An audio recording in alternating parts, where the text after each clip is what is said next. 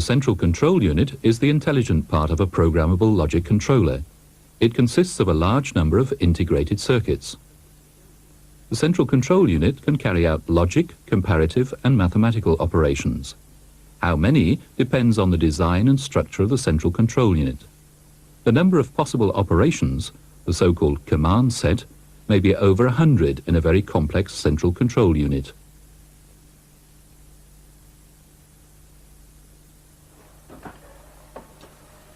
Let's have a look at an example of what takes place in a central control unit. This will illustrate its design and the functional sequences.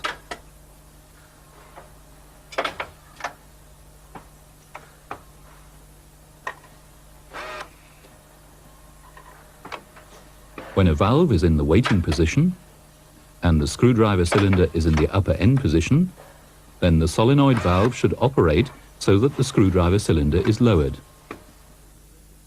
There is a program that goes with this process. In the statement list, the program is as follows: load input 3 and input 5, set output 7. This diagram illustrates the sequences in the CCU. The address counter calls up the instruction in the first line from the program memory, in this case, load input 3. The information is passed on to the control unit.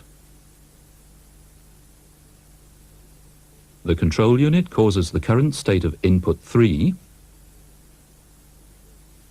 to be loaded in a register. If the valve is waiting, a 1 for yes, condition fulfilled. After that, the address counter moves on to the next address. This line is and input 5. The control unit now causes the current state of input 5 to be loaded in another register. A 1, therefore, if the screwdriver cylinder is in the upper position and the condition is thus fulfilled. The contents of the two registers are taken over by the arithmetic unit. In the meantime, the arithmetic unit has been informed by the control unit that an AND operation is to take place. The arithmetic unit therefore combines the two values. As both conditions are fulfilled, the result of the operation is a 1. This result is recorded in the accumulator.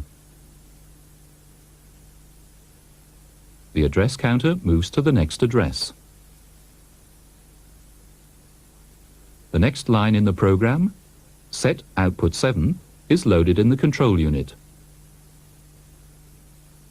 Since set is a command that has to be carried out, it is passed on direct to the accumulator.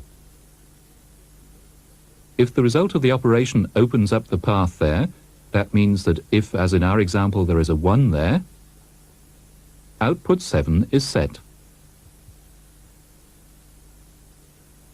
The address counter then calls up the next instruction from the program memory. And all this takes only a few millionths of a second.